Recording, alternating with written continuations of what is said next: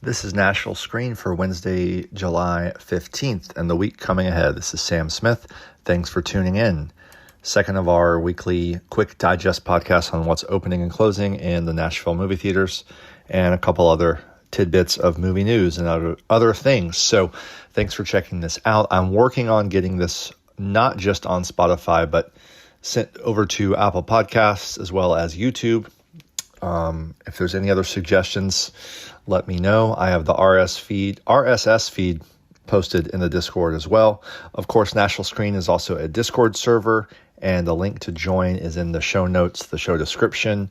I really would love to have any of you all over there in my effort to get us off of Facebook. I know Discord is a little bit of a hurdle to get over mentally, but it's a great app and it's really easy to use, and we're having a great time over there discussing things. We've got 50 members, so that's cool. Encourage you all to pipe into the conversation and let us know what you're watching this week. It's been a fun week watching some things here and there, and the big news for this coming week is The Odyssey, Christopher Nolan's epic adaptation of Homer, and I'm very, very excited for this personally. I do like Nolan a lot, and I love especially large format and IMAX films, and this was shot entirely on IMAX 70 millimeter, and we are one of 30 cities in the world, guys, showing the 70 millimeter IMAX print. Pretty cool. The Regal Opry Mills will open the IMAX print tomorrow, Thursday, and those first screenings sold out real quick. I'm not sure what's available. I'll be going Sunday with my family. I hate to wait till Sunday, but I'm waiting till my nieces get back in town because we want to all go together. It did screen Monday for press and other, I don't want to say influencers. I don't want to give them that credit, but anyways, it's screened on Monday. And it's getting great reviews. So look forward to this. So it's also at the Belcourt, of course, in 35 millimeter. And then it's at every screen at every multiplex you can imagine. So you have multiple formats, digital. It's going to be a cropped image. Of course, the IMAX has a taller aspect ratio, as Nolan intended. I don't know why they don't make the digital versions, cropped on the sides so that you see the full image, but I digress. That's a topic for another day. You have the opportunity, though, to see it at the Belcourt on an actual 35 millimeter print. So that's great. So wherever you see it, I hope you enjoy. Let us know what you think of The Odyssey. It's probably going to be one of the bigger movies of the year. It could go all the way. We'll see. And by all the way, I mean Best Picture, because I like the Oscars. So yeah, that's the big news of the week, and not a lot of films have decided to open against it. In fact, I don't have anything opening at the multiplexes, the Regals, the AMCs at all this weekend. The listings have been updated on the Discord. You can see what's opening this weekend, and also what our last chance is. Last chance screenings for this coming week. Things that are ending today and over the weekend, and I will run these down for you now.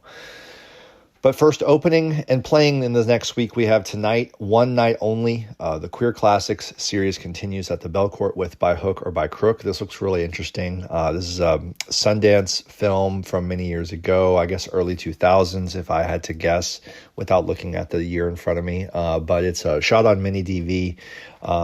This is an important and early, critically acclaimed indie queer film that looks really great, looks really special. It's showing tonight at 8 p.m. There's going to be a pre-taped intro from the two filmmakers, so that will be really cool to see. It's a new 4K restoration as well. Weekend, we'll have Celine and Julie go boating Saturday and Sunday mornings only at 11:30. This is part of the Beat the Heat series. It's Jacques Rivette's film. This is definitely a level 3 art house film, meaning it's not for everybody, but it has a pretty big cult following of hipster cinephiles, and I have not quite wrapped my head around this one, even though it seems up my alley. I do like Rivette, so I do want to give this one another chance. But it's got its fans for sure, and it should be a special experience if you've never seen it. Just going with an open mind. We also have Sherman's March as part of Beat the Heat. This is Ross McElwey's documentary that I've never seen, and I would love to catch up with this. It's July 19th through 23rd. So it looks like that would be Monday through Thursday-ish next week. And also opening only on Tuesday, July 21st. So one day only, Ross McElway's new feature called Remake. I think I have this all correct. Again, not familiar with his work, and I'm wanting to dive in this weekend or next week to see what all this is about. But Remake is a new film only showing one day from what I can tell from the listings. Let me know if that's wrong. But we've got Sherman's March and Remake both coming from Ross McElway in the next week. Monday night's Music City Mondays is going to be 40 Years of Fucking Up. It's a NoFX documentary that looks really cool. And then, yeah, that's it until next Wednesday when we'll have another Queer Classics with Pro Mar. And I'm curious for that one as well. Japanese animated. The animation looks stunning. So that should be interesting. Last chance, though, for a few films. If you haven't gotten to any of these are going away either today or tomorrow. First of all, at the Regals, we have the Ghibli Fest with My Neighbor Totoro. As I said last week, this is my favorite Ghibli, favorite Miyazaki, one of my favorite films of all time. There's one more showing of it tonight, July 15th at the Regals. I forget if tonight's subbed or dubbed. I'll have to check. But if you want to check it out, it's there. Check the listings. And then it'll also be the last screening of Rose of Nevada at the Belcourt. This is one of my favorite films of the year so far. I think we've been discussing it over on the server, and it's generally been something that people have found interesting and worth a look. A couple of you guys really liked it, so I highly recommend it. It's an open caption screening because it is a Wednesday, and so be aware of that. But it is one more showtime at the Belcourt this evening, I believe. Ask E. Jean documentary also ending tomorrow, July 16th at the Belcourt. And then we've got Alpha ending July 16th tomorrow at Regal Hollywood 27. It's only playing there. Leviticus also had a 1 week run at the Hollywood 27. I've seen this a couple times in the last couple weeks. After something ends at the Belcourt, it will sometimes pop over to the Regal for 1 or 2 weeks. In this case, Leviticus got 1 more week at the Regal Hollywood 27. We also have only at the Hollywood 27, Peter Asher, Everywhere Man, a documentary I was not even aware of that opened. So it's ending tomorrow. And then Disclosure Day will end the Belcourt run on Monday, July 20th, but it is going to continue at Regal and AMC. But if you want to see Disclosure Day over at the Belcourt, July 20th, Monday is your last chance. And that's it. That's it for the listings this week. I want to also let you know a couple other tidbits. Press Play Video, I mentioned it before. It's our new mobile boutique Blu-ray store. Not just boutique Blu-rays, but all kinds of Blu-rays, new and used. If you can catch some deals from time to time there. Run by Joe, who's on our server, and you got to check it out. But it's going to be a movie club Saturday night at Crazy Gnome Brewery. So Press Play and Crazy Gnome are doing the Press Play Crazy Gnome Movie Club. It's going to be Mortal Kombat, the 90s version. And there, I believe it's going to be a Mortal Kombat tournament or contest as well. So check them out if you want to pick up some new physical media. And then some tidbits from the week in film news. I just jotted a few things down to mention here. Rest in peace to Sam Neill. Great actor we know from Jurassic Park and Possession.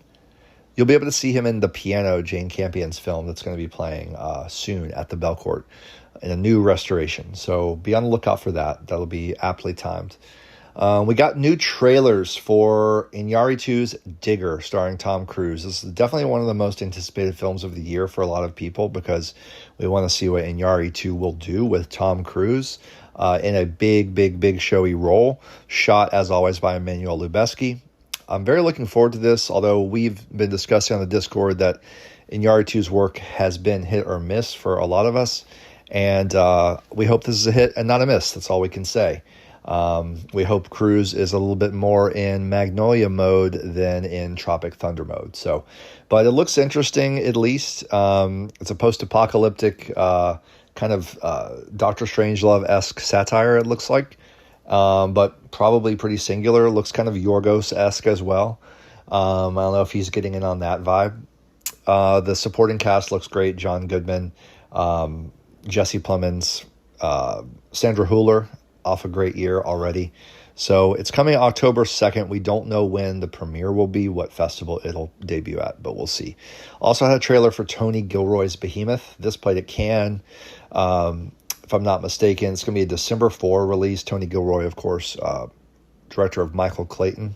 Behemoth is about a cellist, classical cellist, played by, oh my gosh, I can't have brain farts like this on the Nashville Screen podcast. Oh my gosh. Okay, Pedro Pascal, thank you. Wow, this is 40. This is 45 rather. So Behemoth, it looks interesting. I can't really tell on that one so far. We've got David Lowery set to direct a horror film called The Fisherman, co-written by Alex Ross Perry and produced by Michael Bay. So that should be interesting. One to keep tabs on. Sacha Baron Cohen has secretly filmed a new Ali G film. This is very exciting for Ali G fans out there, myself included.